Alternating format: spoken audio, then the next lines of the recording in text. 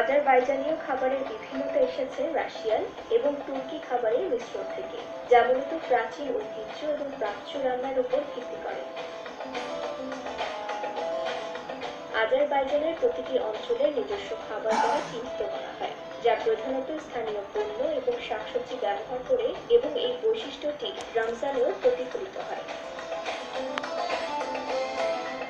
ইফতারের পর রাজধানী বাকুর মুসল্লিরা ৯০ দশকের গোড়ার দিকে স্থাপিত তুর্কি মসজিদে তারাবি নামাজ আদায় করেন। শত শত নাগরিক সেখানে মুসলিম বিদেশি সম্প্রদায়ের সাথে তাদের নামাজ আদায় করে, যারা সাধারণত দাতব্যের জন্য বড় রমজানের ভোজ আয়োজন করে।